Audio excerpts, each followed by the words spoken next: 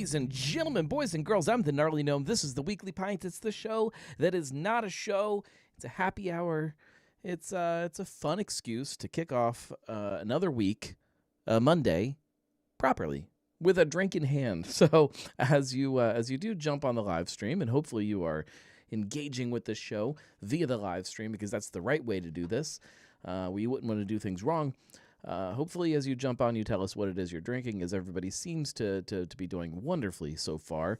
Josh is having Celeste vibes, West Coast from Masthead. Hopefully, that is actually West Coast. About to open Pursuit Double IPA from Wax Wings Brewing. Let's see. Julia's having Little Fish Soft Distortion Hazy IPA. Marco's driving home, hopefully water in hand. Let's see. Chris is having a teak. You know what? I have not had a teak in a very long time, and I feel like I should change that. I need to have a teak sometime soon. Julia wants to know if Taco got dinner. He did. He had eaten all of his dinner, and he was a very happy dog. Yeah, he's fine. He is now in bed. He has gone to sleep. This is... Hang on.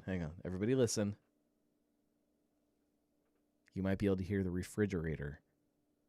That's how quiet the house is right now. My family is out of town for like 2 days, and I couldn't get off work, so I'm just here hanging out with the dog by myself. We're duding it up, just hanging out, two dudes eating Cheetos. That's all we do. So the house is quiet. The show is relatively on time. I did pretty good, and we should not hear anybody like falling through the ceiling at any point during the show, unless the dog breaks out of his crate and decides that instead of going to bed like he normally does, he's just gonna have a party, which is possible. He is kind of deranged. He doesn't have any self-control. I promised you last week we were gonna have a cocktail tonight, and I'm not gonna let you down. I have ingredients for 2 cocktails, a head-to-head cocktail showdown, I guess you could call it. And I'm going to get into that here in a minute. Let's see. John is having Streetside Cereal Milk Southern Cousin cereal. What? Cereal Milk Southern Cousin cereal for dinner from Edmund's Oats. I have no idea what's happening. Ryan is having a Presto Changeo Double IPA from Hot Butcher for the world. It seems like IPAs are winning tonight. I feel like I should drink an IPA later, which is good because I picked one out and it's sitting right down there after I should have it for... No, I'll have my cocktails first. We have a lot to cover as far as news. Chris says this is supposed to be chonky. I think everything's supposed to be chonky these days. I think that's what I've learned, that there is any beer can possibly be just a little bit chonky. Okay, let's make a cocktail. So I've been journeying my way through rum for the last couple months, as you guys hopefully are aware if you've been paying attention. If not, what are we doing? I've been journeying through rum, trying different rums every week, and although I did find another rum, not like I didn't go to the store and find another rum, I found another bottle of rum hidden down here in the basement. When I say that there's things just tucked in corners, I mean there are things just tucked in corners, and sometimes I find bottles of booze that I didn't even know that were there. And I found another bottle of yet another spiced rum, but I'm not going to drink that tonight because I'm kind of sick of spiced rum after the last couple weeks. Instead, as promised, we're going to make a cocktail. But to make it fun, we're going to go head to head. I'm going to make 2 different cocktails, the same cocktail with 2 different rums to see how much of a difference it actually makes. And I did 2 rums that are not crazy different. I mean, they are very different if you drink them side by side by themselves. But in a cocktail, I don't actually know how different they're going to be. We'll see. I went deep for this too. I scoured into Trader Vic's Bartender's Guide. I thought, if I'm getting a rum drink, where is the best source for a good rum drink? And Trader Vic was the one that jumped out in my head. And I just started randomly flipping through the rum cocktails in here and found one that I thought was a little bit interesting.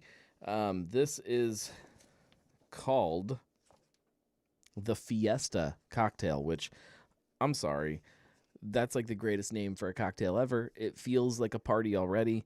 How can I not choose this one? They use Puerto Rican rum. I'm not going to use Puerto Rican rum. Although, hang on, I don't actually know where that one's made. Hang on, we'll get to it. We're gonna Puerto Rican rum. This was the part that I thought was interesting. It calls for Applejack, a half ounce of Applejack, and then a little bit of sweet vermouth, or as they call it, French vermouth, and then ice chilled into a shaken, strained into a chilled cocktail glass. My glasses aren't chilled because let's not get crazy. See, as I'm reading, there's other things that I would love to make. There's a fog cutter right after this. I love a good fog cutter, and his description on it is fog cutter. Hell, after 2 of these, you won't even see the stuff. I love it. Okay, I'm gonna try to keep that open to that page, although I did mark it. So, I got to make this twice. There's not like another easy way to do this. We got to make it twice. That's all right. Okay.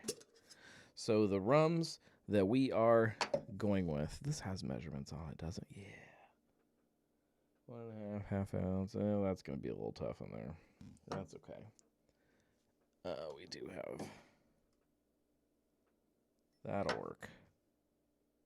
Okay. This calls for. Cooper Island is going to stand in for our Jamaican rum. This is not Jamaican. This is American, but that's okay. It's a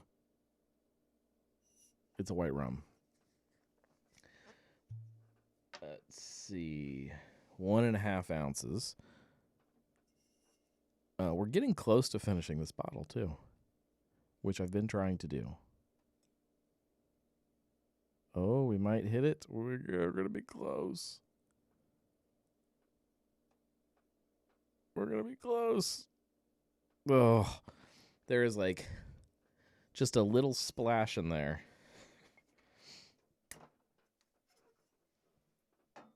Okay. 1.5 ounces of Jamaican rum, even though it's not Jamaican. Then we need a 1/2 ounce of our Applejack. I'm going with my favorite Applejack, Laird's. Although this bottle's been hanging out for a while, I need to drink more of this. Okay. 1/2 ounce of that. And then a 1/2 ounce of vermouth. It's probably not very fun watching somebody make a cocktail. Maybe I should have like prepped all the ingredients and just like shaken them on the air. I don't know. I didn't even spill any on the desk. That might be a new record. All right. 1/2 ounce there. That's it. Shake it. Strain it. I got to make sure I use the exact same amount of ice for each of these. I should probably time the shake too. Ryan says, switch to Facebook. Too much lag on YouTube and comments not even showing up. Yeah, you can see the comments on the screen, but the timing is a little weird. I know. I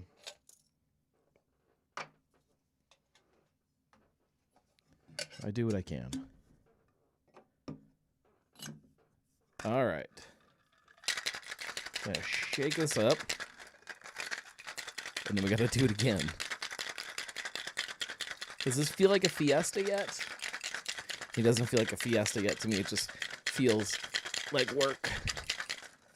And then as soon as we get these made, we'll jump into some news.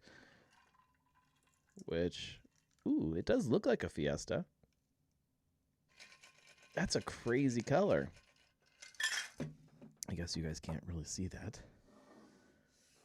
Looks like a orange juice. Okay.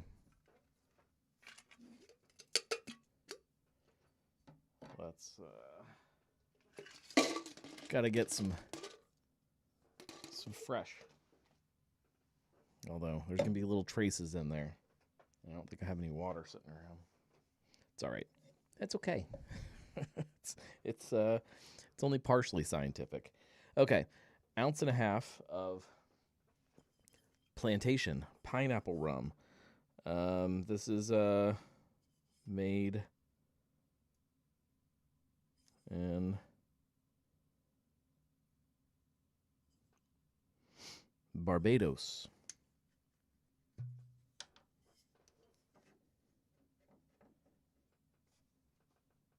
I'm going to try to be as exact on the measurements here. Did anybody pay attention to how many ice cubes I put in the first one? Because I didn't. I was going to, and then I was talking.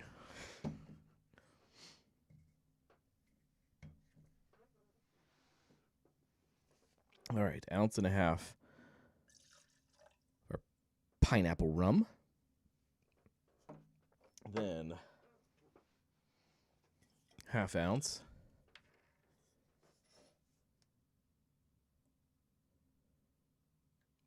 This is like, it's going to be a lot of cocktail to drink. All right.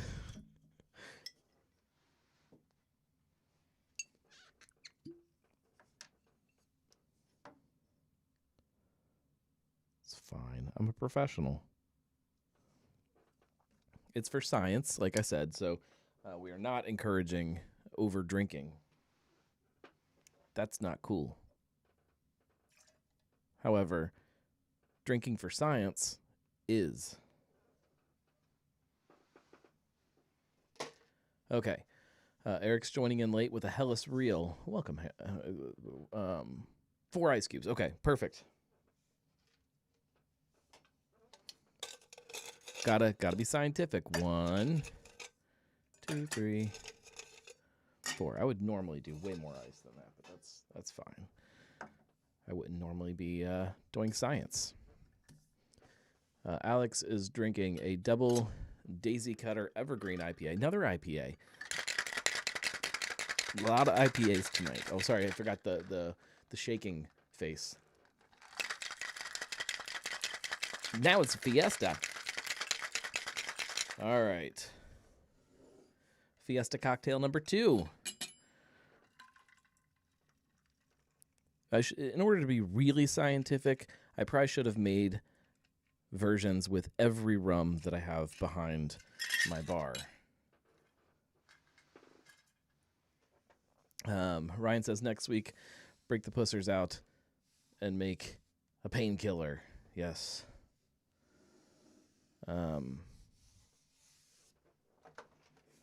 That would be good. That would be even more work, though. I had a painkiller the other night. Like the cocktail painkiller. All right. This is our white rum. This one is our pineapple rum. Let's see.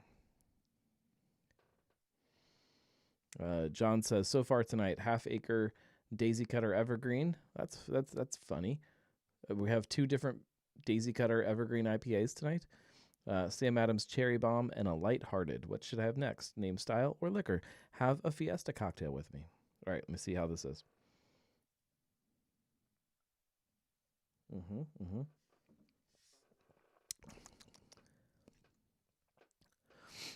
That's actually great. I was curious if it was going to need like some kind of little citrus smack to it. But I don't think it does. I think that's wonderful. Okay, so first one with the white rum, winner. Brittany says cocktail sounds delicious. Enjoying a Citra High over here. That sounds awesome too. Citra High is Citra High my favorite high series beer because just off the top of my head, I think it is. And it's hard to remember all of the high series beers that have happened over the years, but yeah, it might be. Julia says to John, have a smoked beer. And Brittany, I promise that I will be sending you a message this week about getting together for a show. Ooh, okay. Immediately, this one smells boozier than that one does. Okay.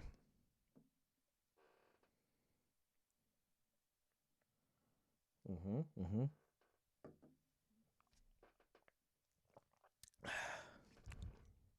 It tastes a little bit boozier, but not.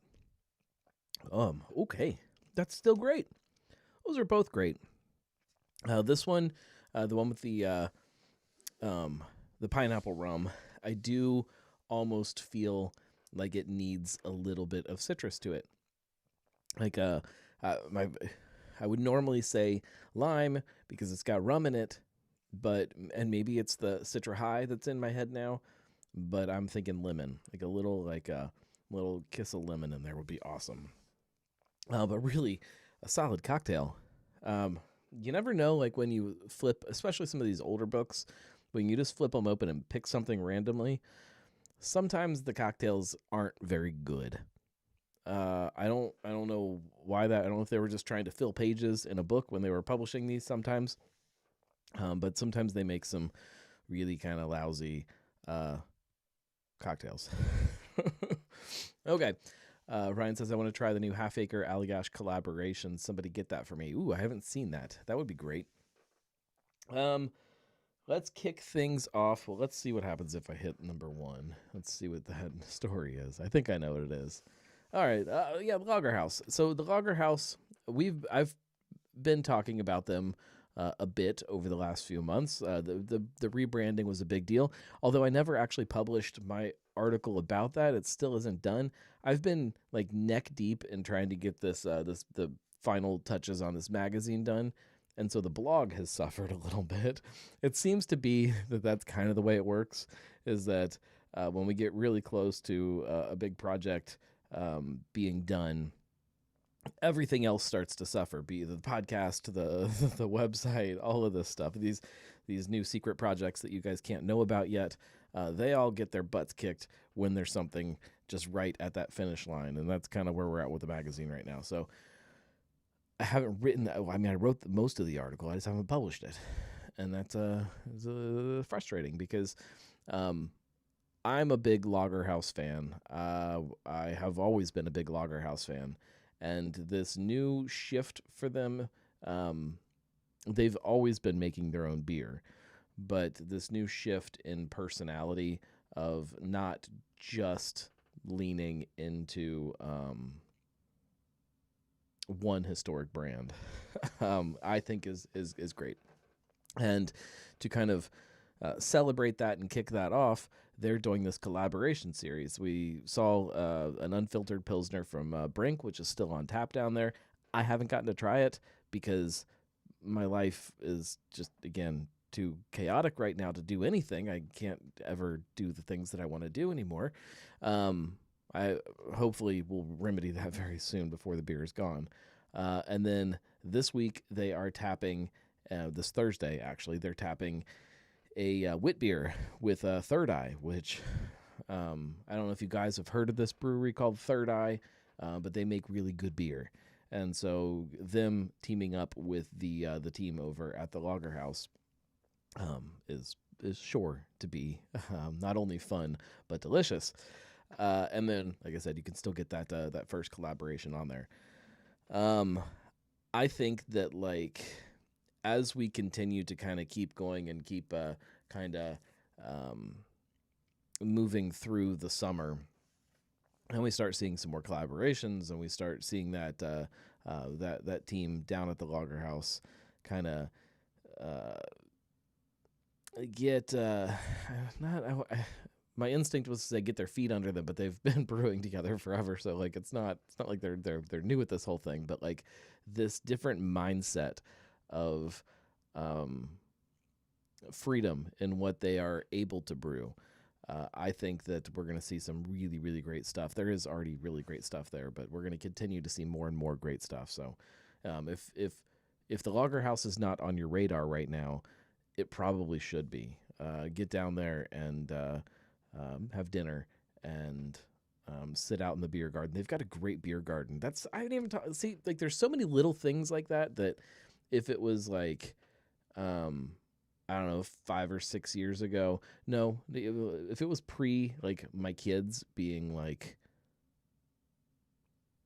kids, like maybe when they were still like in blob phase, but like I would have written about all of these things. But the beer garden over the last couple years has grown immensely and become like a really, really, really great beer garden. I'm a big fan of sitting outside and drinking beer, with one stipulation. Some people like to go and like play volleyball when they're drinking, or like hike or ride bikes or do other things that like make you sweat and make you tired. I don't like to do any of that stuff. I mean, it's fine. I don't not like to do that stuff. But when I'm drinking beer outside, I just want to sit outside and drink beer. I want to find a beer garden. And by that, my requirements for a beer garden are probably a little different than everybody's. I need a seat. I don't want to stand and drink. I don't want any of those little standing tables. I want to sit down in a comfy seat, preferably that leans back a little bit. I want cold beer, obviously. I would prefer some food. I don't even need food. I can manage. And I need shade. I need to sit in the shade, and I need to drink beer in a seat. It seems like that should be a simple requirement, but there's still so many places that have outdoor beer gardens or patios or rooftop decks or whatever you want to call it, that just don't meet those needs. That's a problem for me as an outside beer drinker in the summertime. I need you to meet my needs. And this new beer garden space at the Logger House is fantastic. Okay, what's going on? Okay. Let's see. The wheat forward IPA called Daisy Cutter Crown.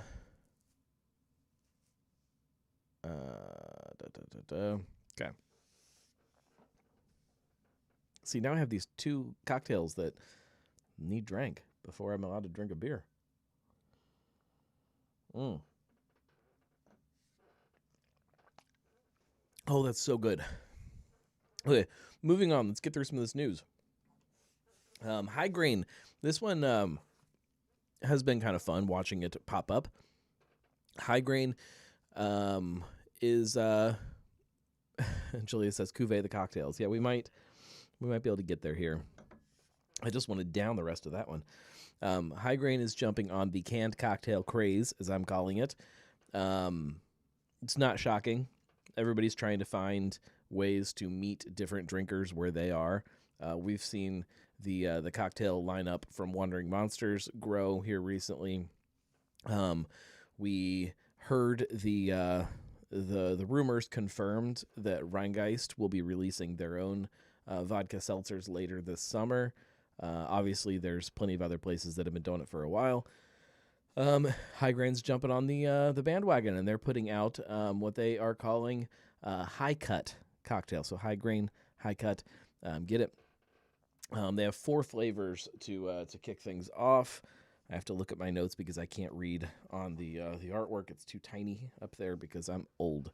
We have Lemon Drop, Cosmopolitan, Vodka Mule, and Margarita.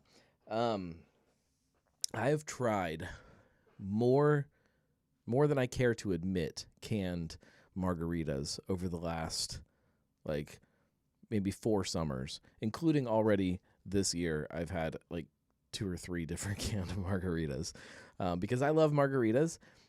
But when I'm sitting outside in the shade in my reclined seat drinking, I don't want to make a cocktail. You saw how like involved this was. You saw how I don't want to do this when I'm sitting and drinking. I like going to a bar where somebody else does it for me.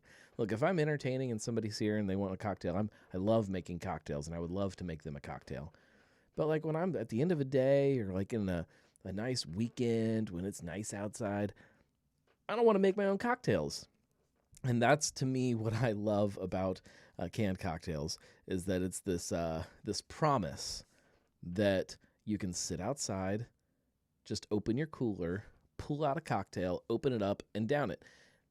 That's what I like.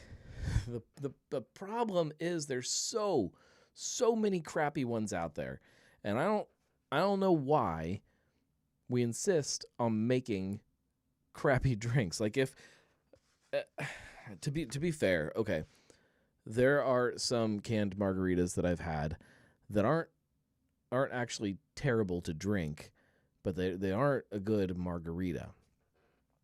So first point on this news story, I don't know. First point here is like if you're gonna make a canned cocktail and you're gonna call it something traditional, like a margarita or lemon drop or a Cosmo or whatever it is, it sure as crap better taste good. It better taste like that cocktail. And there are some really, really great examples. If you haven't tried like those Tip Top cocktails or like these little tiny cans of like high proof, like full strength cocktails, sometimes you mix them with ice, sometimes you just pour them neat after you get them cold. They're great. If you're not going to make a traditional cocktail that tastes like a traditional cocktail, don't call it a traditional cocktail. Just give it some other name. And I've not tried these high grain ones, so I'm not saying high grain is not good because I haven't tried them. They're 10% ABV, so like they've got the strength to stand up and should be a good cocktail. I'm gonna try them as soon as I get them. You know what, for science. But like, just call it something else. If you're Bob's Brewery and you make Bob's Brewery canned cocktails, and you have one that you think is a margarita, and you taste it, and you're like, yeah, this is pretty good, but it's not really quite a margarita. Just call it something else. Call it lime sunshine smile, and just that's the name of your cocktail. Just call it something else.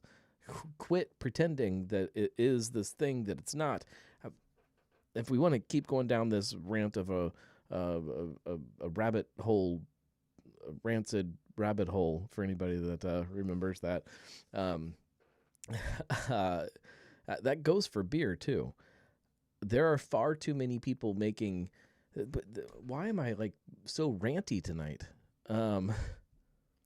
There are far too many people making beers and just calling them whatever they want to call them, calling them a style that they want it to be. And it doesn't taste anything like that. Okay. Ryan is coming out with an unpopular opinion, and I think I can say it's unpopular in this room at least. Don't waste my time with canned cocktails. I get it. Are you a big cocktail drinker just in general? Because like I do understand it. Like I would say more than half of the time when I open up a canned cocktail and I get like a quarter of the way through it, I wish I would have just opened up a beer instead, because they're usually not that great. There are some great ones, but they're usually not great. But I've had some that are absolutely incredible. It's all about situation too. Yeah, I like to vary up what I'm drinking. I'm gonna cuvee these things together in just a second. Mm. Mm. Eric claims that Cycling Frog is still able to ship THC seltzers into Ohio. I don't think that's right. I don't think that is possible. Has somebody gotten them actually shipped, or it just says that they can? It could just be like some kind of a typo. Ryan says, I love mixed drinks, but the canned versions never live up to the real things. That's kind of what I'm saying. call it something else. Like it's something else. Chris says, as a former mixologist, I hate most canned cocktails. I agree. Josh says, Cycling Frog THC Margarita Seltzer is very good. Most of like the canned drinks that I like are not traditional cocktails. They are something else.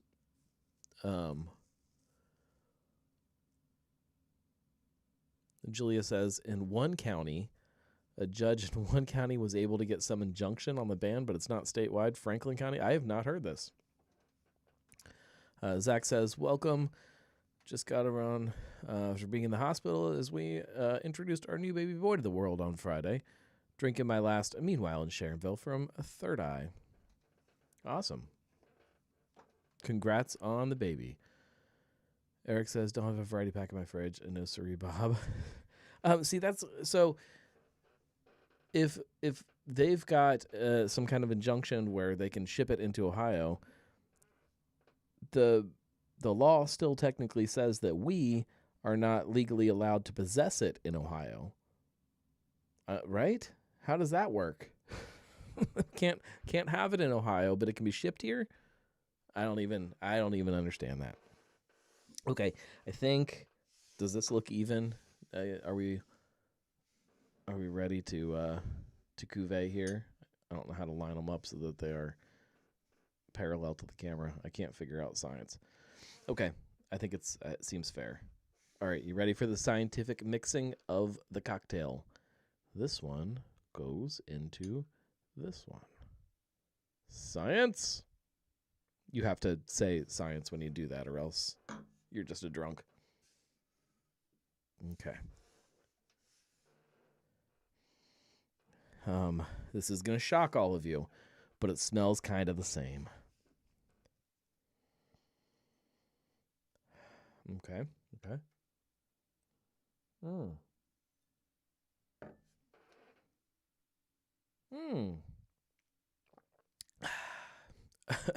If the THC beverage owns you, you're not in possession of it. It is in possession of you. Yeah, so if it's just around me and I don't claim that it's mine, it's not actually mine. I could get behind that. That's still solid. I think it's like it. I don't know that it's better. I still think I like the just the white rum, which is what the recipe did call for. So maybe they know something.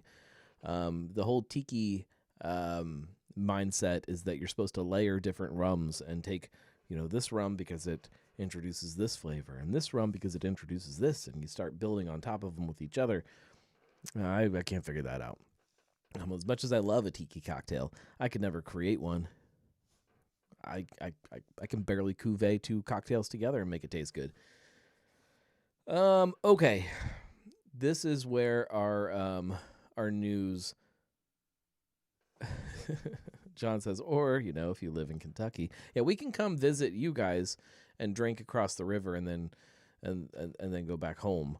We're allowed to drink over there, our THC, and then leave. We just can't bring it with us, and we can't have it shipped here, and we can't possess it here.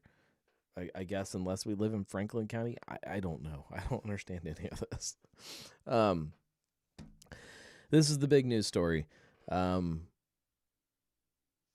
I am a fan. I need to put this out there first. I am a fan of By Gollies, a huge fan of By Gollies.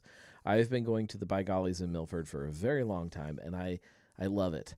It is like that perfect mix of dive bar and like bar and grill kind of neighborhood burger restaurant. I love it. I love it when it's me solo and I have a day where I want to go grab a beer at lunch. Julia busting out the big comments here. Hang on, I'll get to that.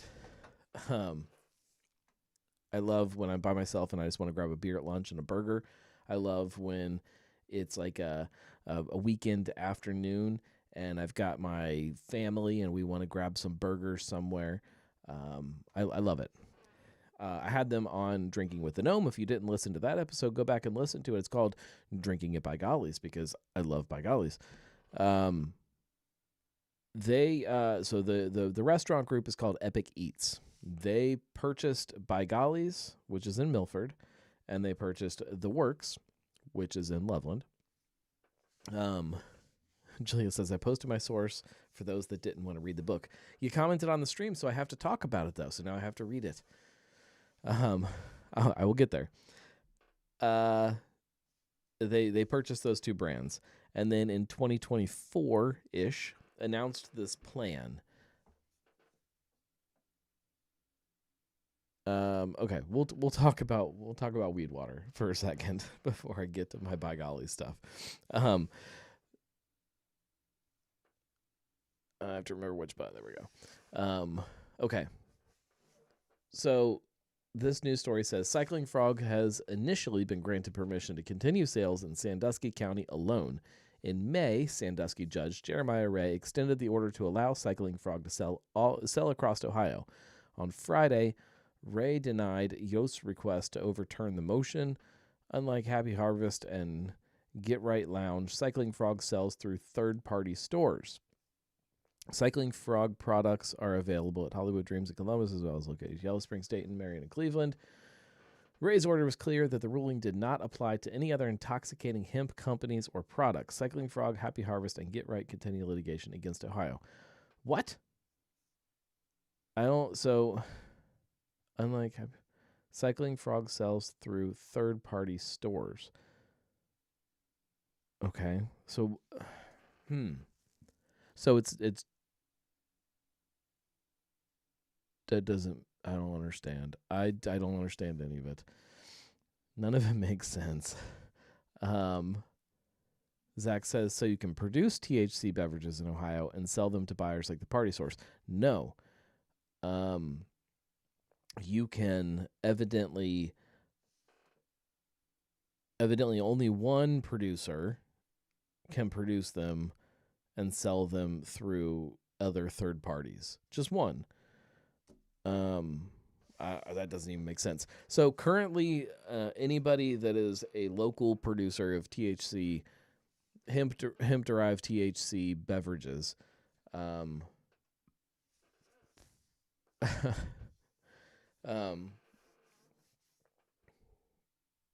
Julia says, no idea, but somehow Cycling Frog sued Ohio isn't allowed to sell in Ohio still somehow, or at least certain places in Ohio. But how are those places allowed to sell the product?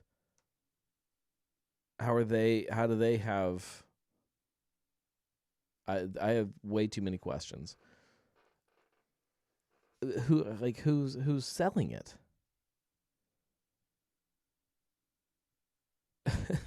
So there are local companies here, local breweries. Shout out to Sunflower, Estasi, Fuzzy Bones. They're all still making weed water. They're just not making it themselves anymore here in Ohio.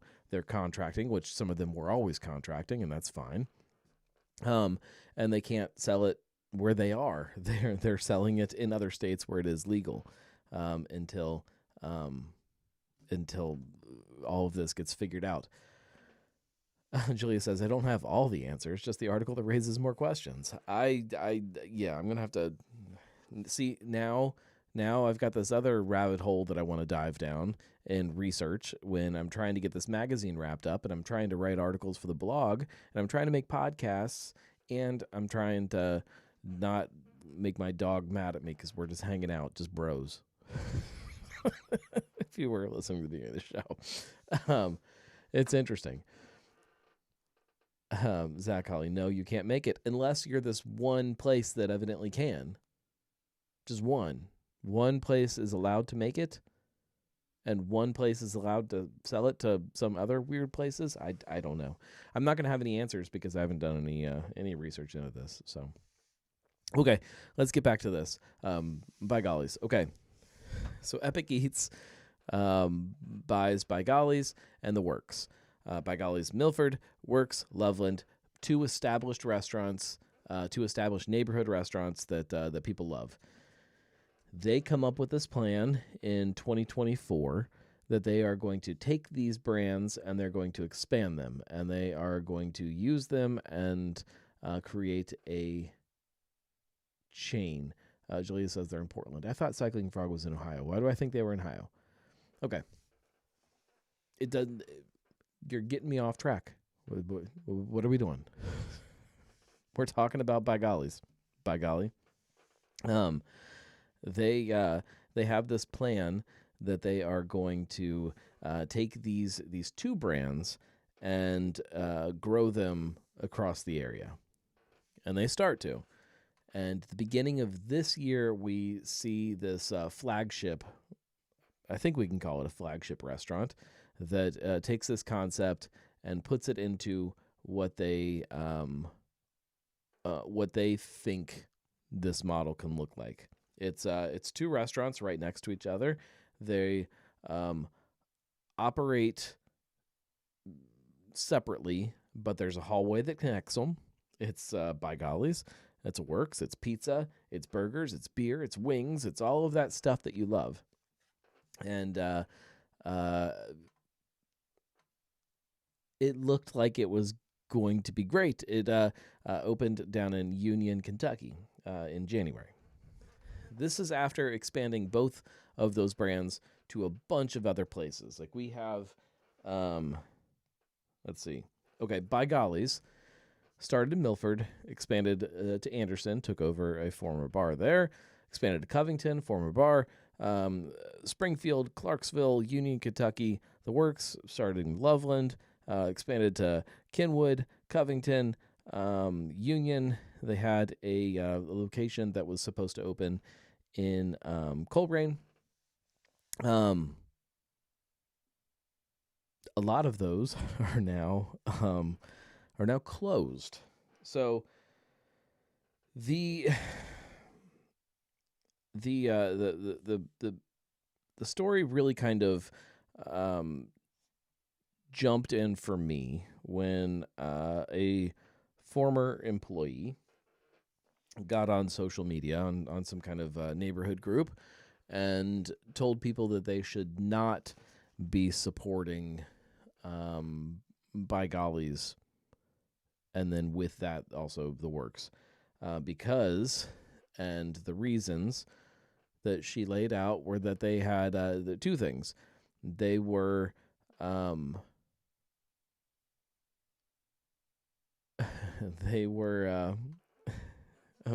get there, John. They were doing a what she called a tip pool, where they forced the servers to pool some of their tips and tip other employees out, which she claims they didn't agree to, which we'll get to that. And then the other claim that I think is definitely a conversation that needs to be had, and needs to be had like loudly around the world, was also about tips, and that was that the company was taking employee tips, and if they were made on a credit card, they were taking the credit card fees out of that tip. So to kind of not taking all of the fees out of their tips, the percentage out of the tip. So if you tip $10, whatever the credit card fees, that percentage would come out of that $10 and come out of the part that was not a tip. John says the tipple thing is not at all an issue with By Gollies. It's been a legal issue for decades. Yeah, neither one of these are an issue with By Gollies. Is what we're learning. So let me pull up the and these are, Julia says sounds legal. Is neither one of those are illegal at all. So the let's get to the company's statements here. Let me pull these up to clarify all of this. Maybe clarify all of this. I don't know if we'll actually clarify anything, because that's kind of the way all of this works. Okay, here's the statement, which might be hard to read, but I'll read it to you. because I'm looking out for you. Oh, that is not the beginning of it. Hang on. Okay, this was posted on one day. So after kind of the post kind of blew up online, the owner, Lance Sizemore, he posted this. Hey everyone, I'm one of the owners of By Gollies, and I have seen the post by one of our former employees. I don't usually address these types of social media posts, but there were some false statements made, which is causing problems for other team members, so I wanted to make sure we address them. Number one, we do not charge a 3% fee for the entire check. We only charge the portion that is the tip. Example, if your bill is $20 and you tip $5, we only pass the 3% of the $5 tip, not the entire $25. The former employee who made the original post knew this, and it's unfortunate they went to social media to claim otherwise. It's a very common practice in the restaurant industry. I feel like I should comment on all of this. I'll do it at the end, though. Especially over the last few years as labor and food costs have increased, but menu prices are not increasing as much or as fast. Number two, we do have a tip pool, and it is 100% legal and a very common industry practice. We pride ourselves on teamwork, and we believe that success is best when shared. That goes from servers pooling tips for the bartenders who made their drinks, all the way to ownership paying out bonuses to team members when profits are achieved. With all of this said, this is certainly not the type of attention we want to attract. I can understand the knee-jerk reaction to reading our former employees' posts and saying negative things about our restaurant, but I would just ask that you pause and think about the rest of our team that works incredibly hard and takes pride in their work. If they have to read that the food they make is terrible or the service that they gave was awful, now, I'm not saying we are perfect and that mistakes haven't been made, but I'm just asking that you think about all of our team members who have to read these comments, how it makes them feel when they have done nothing to deserve it. If you want to take out anger on anyone, please direct it towards me, not our team.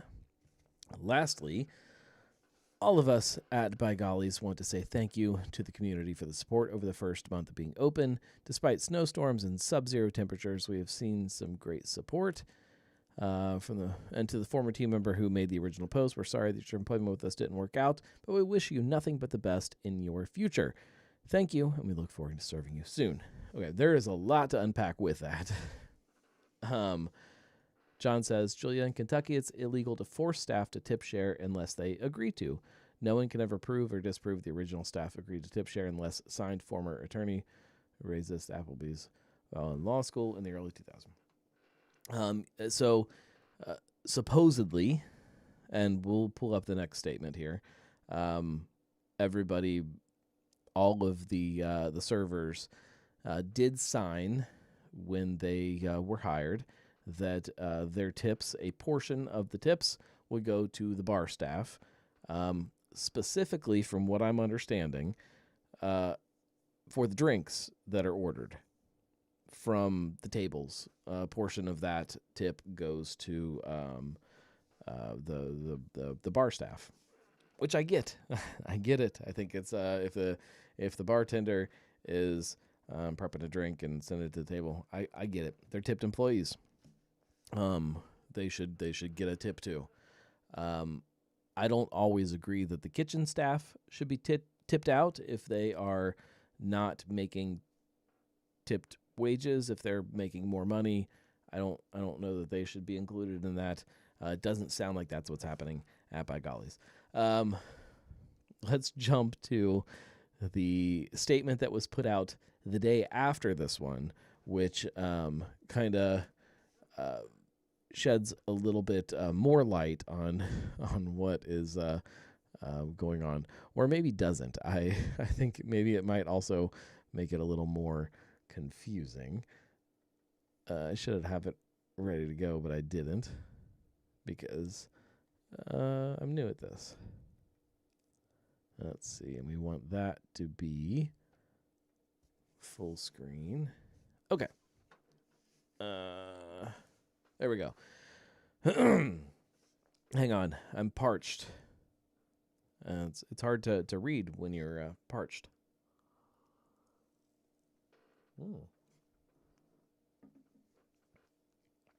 That means we can open a beer. Okay. That's really good. That was really tasty. When our previous employee, that's a typo. When our previous employee made the post about the credit card fees being passed on to the servers, is that the beginning? No. Yeah. This was an update to it. When our previous employee made the post about the credit card fees being passed on to the servers, I assumed they were correct, and we have been passing credit card fees onto our servers because it was a policy we had spoken about. I knew this doesn't feel like the beginning of it.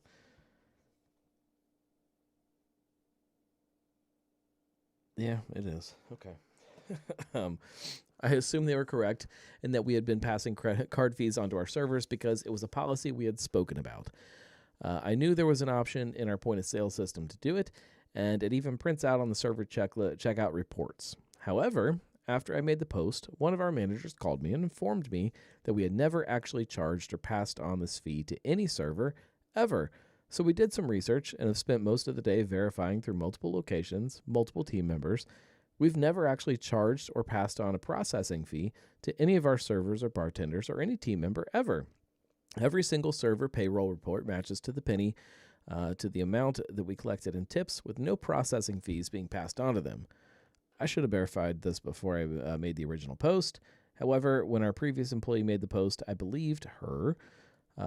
Payroll had just been processed, and I assumed she had saw it in her payroll register. And I wanted us as a company to not seem like we were hiding from this and to not make the community wait a full day for us to be able to say with confidence that we either did or did not pass on card fees to server tips. While this is a policy we've discussed very openly with our servers and bartenders, it's definitely not a policy we will be implementing. Secondly, I was also wrong when I said we had a tip pool. I used the word tip out and tip pool interchangeably, but this is a big difference, and I should have been more clear in my post. We do not and have never pooled server tips.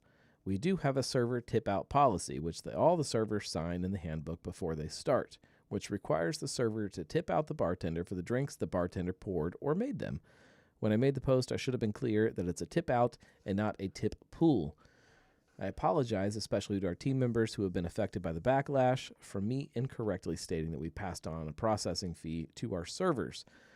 I'm sure a lot of people claim we made a change after seeing the backlash, but our payroll was already processed when the post was made, and we had never charged it or any other prior payrolls. Until recently, I've never personally reviewed payrolls, which is why I didn't know. I should have stayed quiet and waited for payroll to confirm if we did or did not.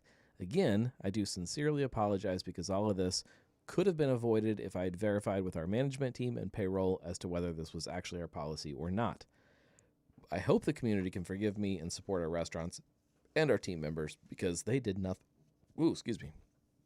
They did nothing wrong. Holy crap. Okay.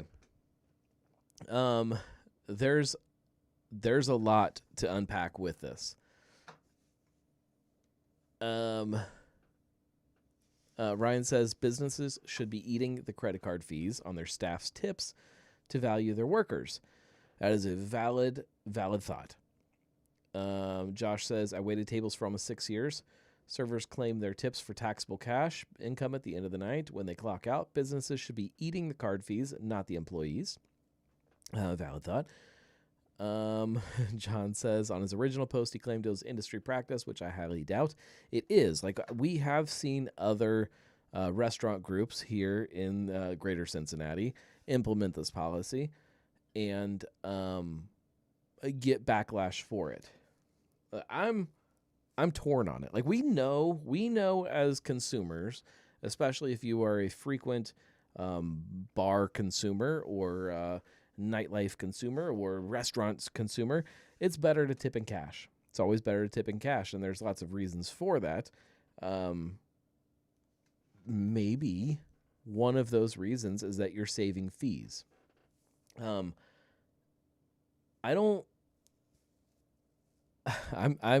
definitely torn on this. This is not a policy that they implemented, evidently, but it is a policy that places will start implementing if they haven't already, and that we will start seeing. If I'm paying somebody, anybody, if I'm any person in this world, if I'm paying them money and using a credit card, somebody has to pay that fee. Somebody has to. I don't know why it's immoral that we expect. I don't know why that we're expecting the restaurant to eat that fee. I get that we want to value employees, and I think that there are lots of ways to do that. And maybe eating 3% is the way to do it. But I also that cost is only going to get passed on to the consumer. As a bartender, or as a worker in lots of different industries where you have to pay credit card fees, that's part of the game. That's part of the thing. If you are taking money from somebody and they're using a credit card to give you that money, you have to pay the credit card company to let you do that. I understand that servers and bartenders don't want to pay the fees. Ryan says, even as a customer, whatever amount I write as a tip, I expect my server to get that amount. Do you expect the restaurant to get that amount? Like when your bill says that, and I get that there are some restaurants that are tacking on a processing fee or whatever they're calling it, and that may be the new solution, and that might be the right way to do this, because then you don't have to pass it on to anybody except us. Which I don't know that I want that either. I don't know what the right solution is, because I recognize that we don't want to hurt bartenders and servers. I would suggest maybe we up our tips by 3%. There's the solution.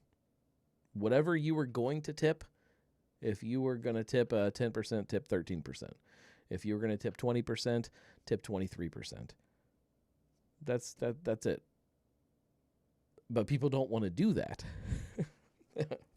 The people sitting at the bar or sitting at a table don't want to spend more money, but they also don't want the bartenders to have to spend more money. They just want some kind of mystery corporate owner of a company to spend the money, and I don't think that's right either.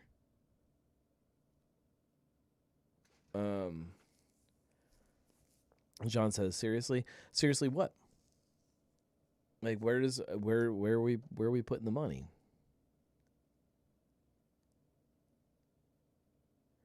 John says, you do realize the restaurant or bar is only paying that staff member $2.13 an hour and making them do more than required by law, right? Listen, that's a whole different argument if they're making them do more than required by law. I'm not a bad tipper. I tip. The company pays the same credit card fee if you tip cash. Chris says, I tip like 30% typically. I'm a little higher than 30%. And that's part of the way I make up for it, as somebody that enjoys going to these places.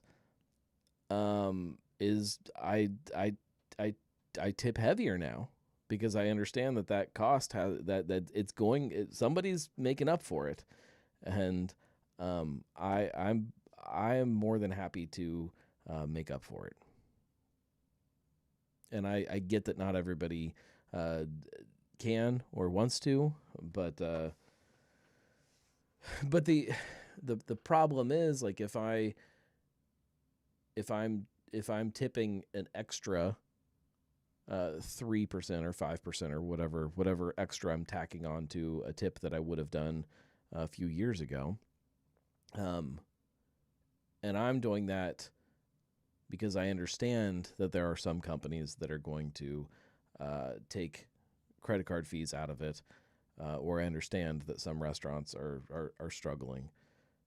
That doesn't mean that everybody understands that that's what that money is. I don't think that people should be paid garbage. That's a whole separate argument to this. Tip culture is tip culture is not great, and I don't know that that's the way things should be done. But I don't know how we get out of that either. I'm gonna open a beer is what I'm gonna do. I am by no means suggesting that people should not be paid a reasonable wage. By no means. But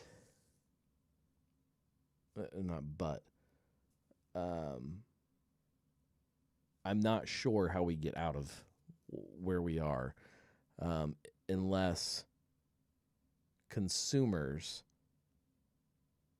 eat the cost.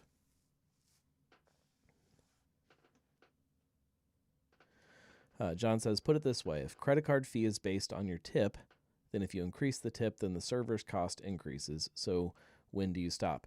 It's a 3% fee on whatever you pay. And that's anytime you use a credit card with anybody.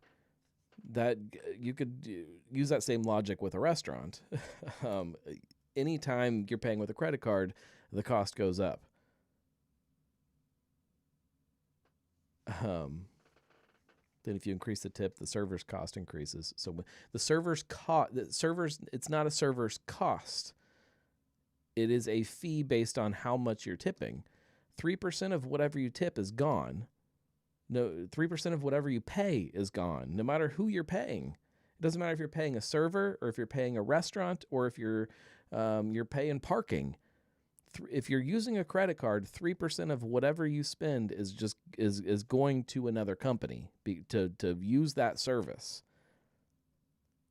We have to start understanding that that's something that happens. If I pay for parking and I pay $10, that garage is not getting $10. I mean, 3% of that is immediately gone. No matter where I go, if I go to the grocery store and I buy my Brewer's Dozen from Rheingeist, shout out to Rheingeist and Brewer's Dozen. This is, what is this, a 6-pack? Is it $12 or something? It doesn't go to Rheingeist. Immediately, 3% is coming off of that for credit card fees because I'm using a card when I'm checking out. And then I'm paying a distributor to get that beer to the store. And this is very loud in my head, but we've got a call.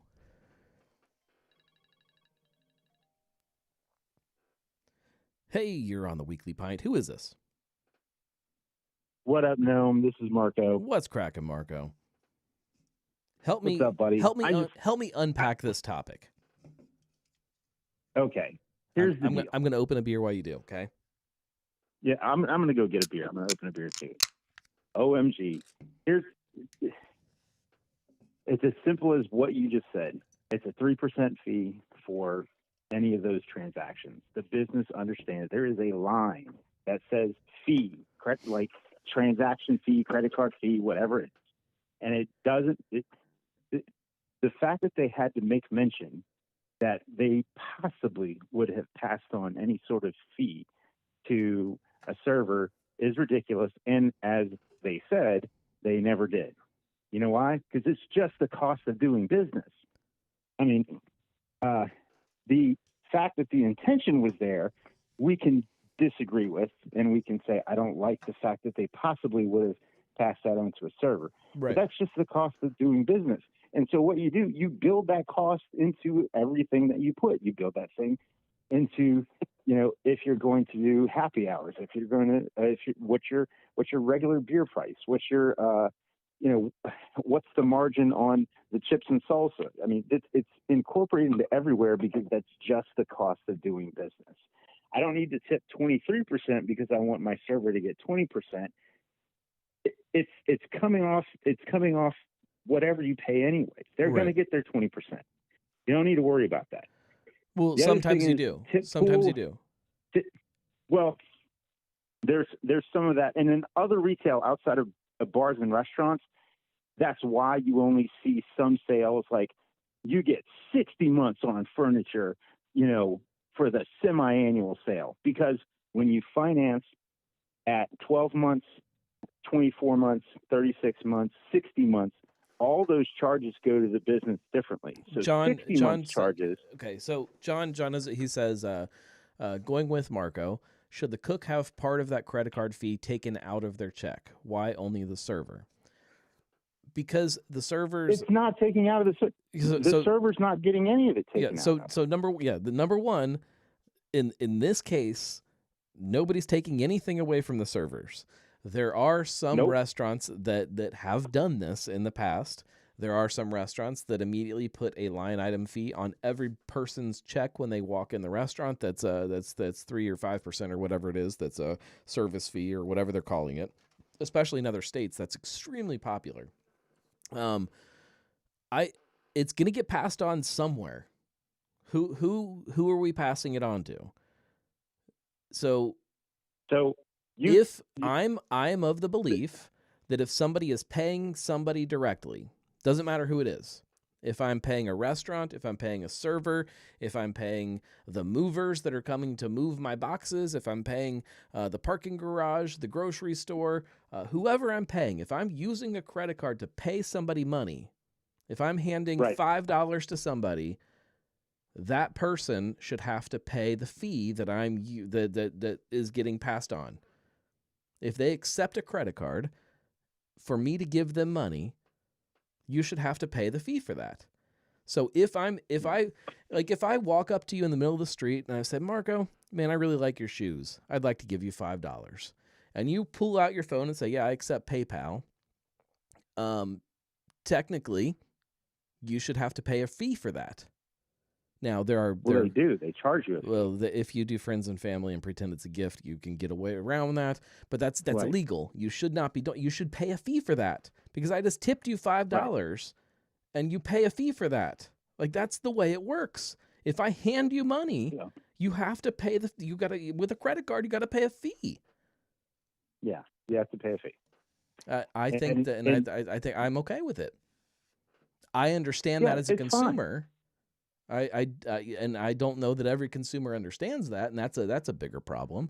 And the fact that you've got this idea of employees coming in and making $2 an hour, and the rest of that is being made up by tips is a problem with our society. But okay, so $2 might be the federal minimum wage, the Ohio minimum wage for tipped employees. It's not $2, but it's not that much more. It's like $5.38 or $5.58 or whatever. But anyways, nobody's making $2 an hour. But yes, there is a line item in everything. It's fee, and it is just an accepted business piece of business. That's it. I mean, there's a transaction fee for all this stuff. Yes, you can tip cash. That's great. The other thing is, everybody behind the bar I got to interrupt again. I'm sorry. So Ryan says a business should price all their food and drink knowing that they are facing this fee for credit card payments. Like Marco said, it's a cost of doing business. But listen. So say I walk in, say it's Christmas time, and I walk into my favorite dive bar, and my favorite bartender's behind the bar, and I say, you know what? I'm going to be generous today. $500. I'm going to tip you $500. Guess what happens now? 3% of that $500 that I put on my card, now that's being passed on to somebody. Not the person that got the $500, but the bar. The business. The bar. The business. The bar now, is eating the fee on that. Yes. And are we saying that's right? Because I think that's not right.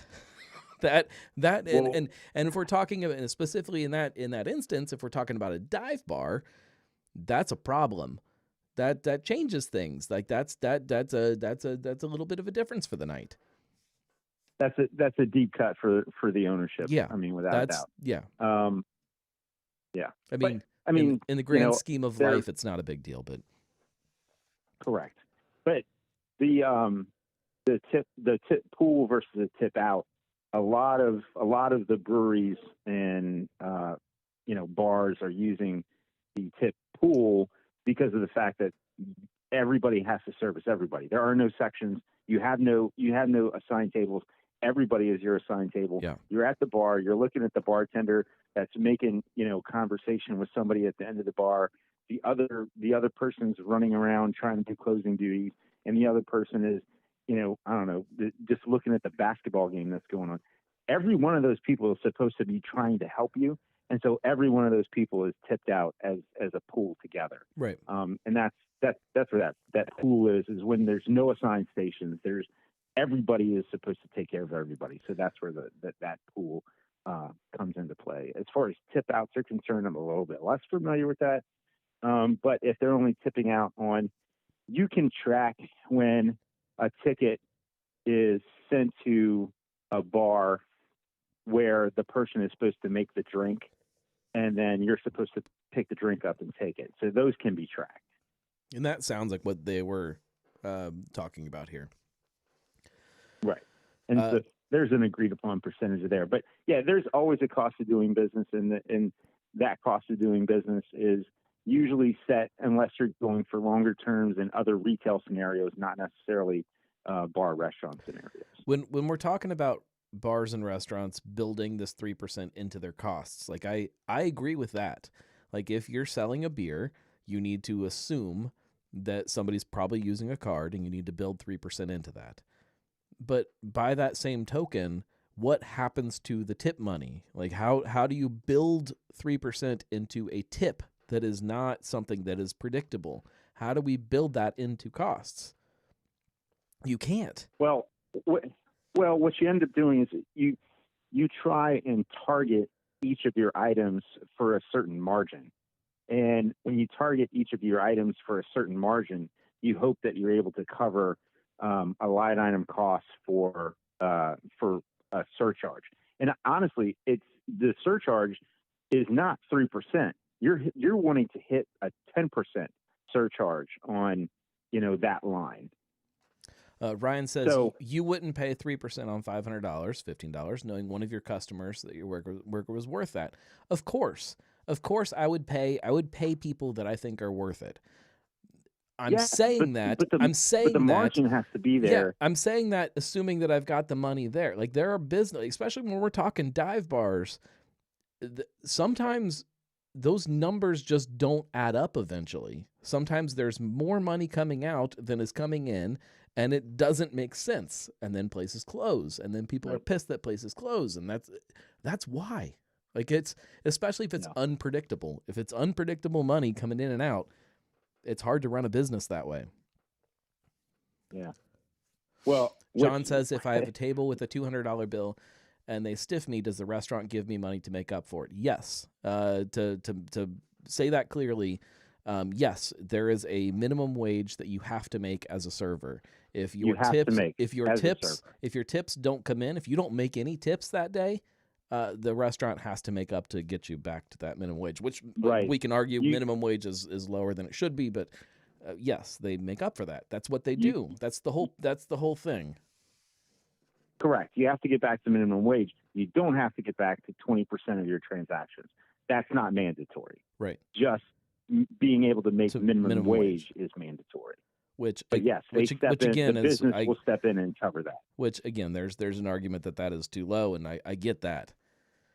But like, if we're building the cost into something, how do we do that with tips? That has to happen somewhere.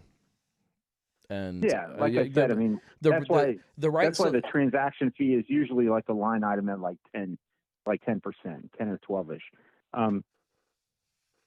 That hopefully covers transactions. Right. John says, yes, minimum wage, but tip on that is 20. Tip on that is nothing. There is no minimum tip. That's the frustrating part about this whole system, is that you're never guaranteed anything with the tip. There is a societal standard, but that doesn't mean that that's what you're guaranteed ever. Right. Yes. John says, funny it's not been an issue for decades.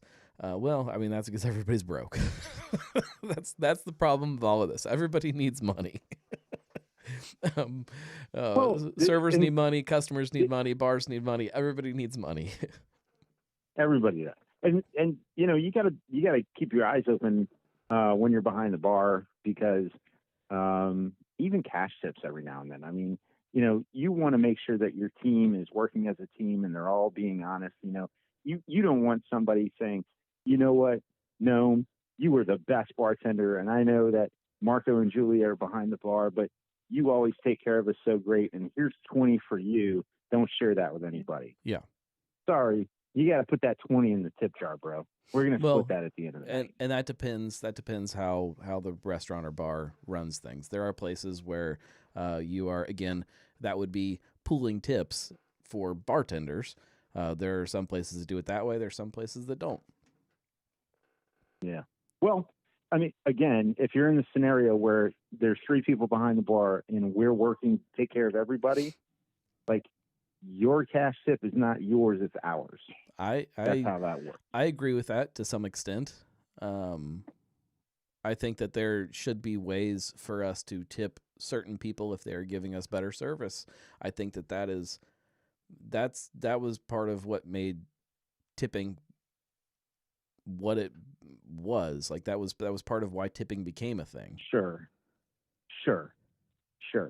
But again, if I walk in somewhere and you're behind the bar and it's like Christmas time or something, you sure as shit bet like I want to tip you more. But if you're standing next to like my I don't know, like my sister-in-law or something, and she's also bartending, I'm like, Marco, I'm sorry, man, I can't tip you that. I don't want her to get it. So it's a joke. It's a joke. I love my sister-in-law. In a specific instance, what you then do is you have a nice holiday envelope with my name on it, and you say, here, you know, Merry Christmas, Marco. And then, you know, I don't open it. I go home and it's $200 because, you know. Yeah, but it's also got to be cash. That's how cool it is. It's also got to be cash. I can't be putting it on a card because then you got to pay 3%. Correct. Yeah. So, but anyways, that's all I want to say for this portion until we record Truth, Beer, and Consequences tomorrow. What's Truth, Beer, and Consequences? Yeah. It's a podcast where Julia and I review all of the Cincinnati-based craft beer media from the previous week. We're often joined by the gnarly Gnome, and we get together and we have a good time. And hopefully everybody gets on it and checks it out. Heck yeah. Some of it's true, some of it's not true. Most of it's funny. 60% of it is worth your time. The other 40% is silence, in which Elijah, in his head, sings show tunes. Sometimes, like, but yeah, at least 40% of the time, everybody's pants stay on the whole episode. Yeah, well, tomorrow it's pants optional. Well, so it's always we pants got that optional. going for us. I make my own rules. Yeah. Well, thanks for calling in, Marco. I tell you what, we need to talk about tomorrow because we didn't cover it tonight, and that is Newfound Glory and Garage Beer, because we ran out of time tonight. Oh, damn. Yeah. All right. So we got to talk about it tomorrow. All right. See ya. All right. Cheers, buddy. Bye. Cheers. Julia says, whoa. No one told. It's optional. You don't have to not wear pants. It's optional. John says, my last comment, if the owner starts charging me that fee, I start tracking every minute spent on non-serving work, and any over 20%, I report them. 100%. 100%. Like, out of all of this, servers, bartenders, whoever, tipped employees should be making what they deserve. And if you're doing non-tipped work, you should be getting paid for non-tipped work. If you're getting tipped work, you should be getting paid for tipped work. If you are, I don't know, like everything should be fair as the way it's laid out. Now, we can argue that the rules that are laid out are not the way they should be, and I think I agree with that. I think we've gotten ourselves into a very, very, very strange place as a culture. But I don't know that I disagree that all of these costs should be passed on to the consumer, because they should. That's the way a business should run. But the question still remains of how do you pass it on to the consumer? When it may be just as simple as somebody pushes through some law that you're allowed to tack on 3% after you write down, you sign your credit card slip, and they go run it. That an extra 3% gets tacked onto that. I would be fine with that, and that's where the fees come from. Just tell me ahead of time. Does that lower how much I'm tipping? Maybe sometimes. Maybe I'm tipping 3% less. I don't know. The problem is nobody wants that. I think that everybody should be paid what they deserve to make, and there are lots of people that are getting paid far less than they deserve. There's some people that are making far more than they deserve too.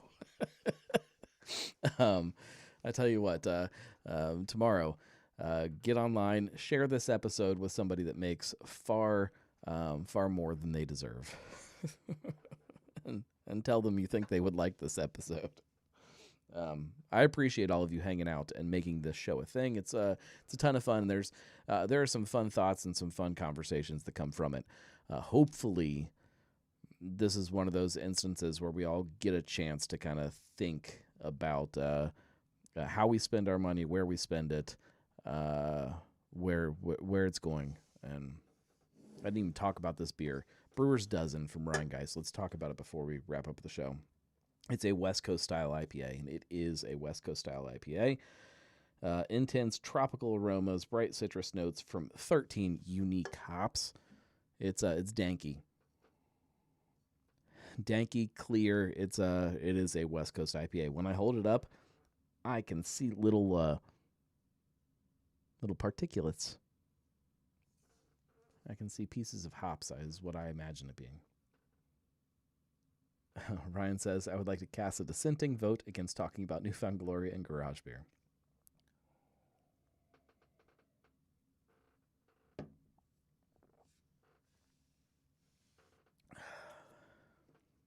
John says, you're close. Law saying the fee can only be charged on the transaction amount, not amount after tip. That's my point. Somebody, if that's the solution to this, is you change that and you allow it to where,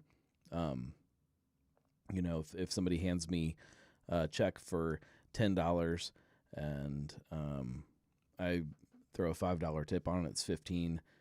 That can then immediately go and get another 3% tacked on top of it to pay for the credit card. That's the solution, because I would happily pay that. And then it would make it easy for everybody else. But if I, in my head, take that same thing and I take my 15 and now, I add an extra 3% onto that. What's 3% of 15?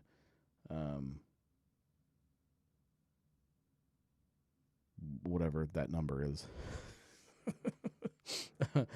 We'll say I throw an extra $1 on there as my 3%, and I charge, and I tip now. It's $16. We're still in the same boat. Now everybody's fighting over that 3%, even though I just put it on there. I already did it. Nobody knows that I did it, but I did it. Like I made up for that already. My tip got higher because I made up for that. I'm still struggling trying to understand how we fix this. Do we break our tip up and say, hey, here's $5 and then here's an extra $1. This is for the fees. Is that what we do? I don't know. I don't know. I don't know what the solution is. I don't know that there is a solution, because I feel like we're all struggling, and we're all in this I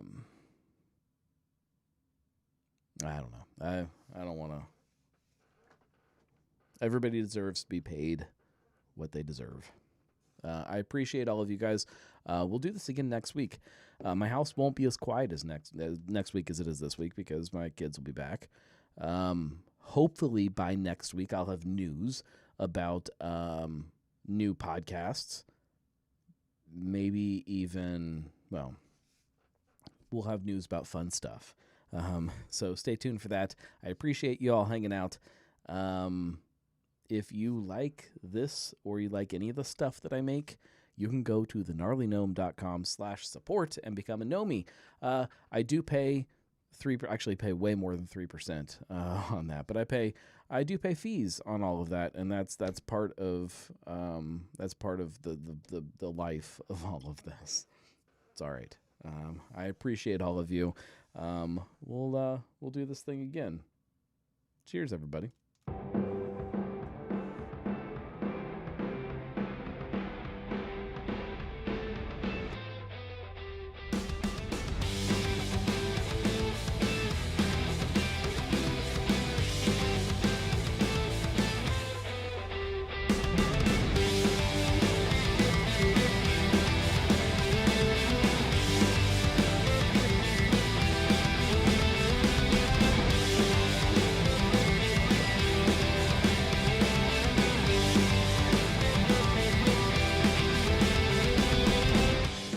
We got so hung up on talking about tips that we didn't even talk about the fact that now all of the By Golly, well, not all of, there's now most of the By Gollies and Works restaurants are closed, either temporarily or permanently, because of maybe expanding too fast. I don't know. There's a lot to talk about, and we didn't. We'll have to talk about it again next week.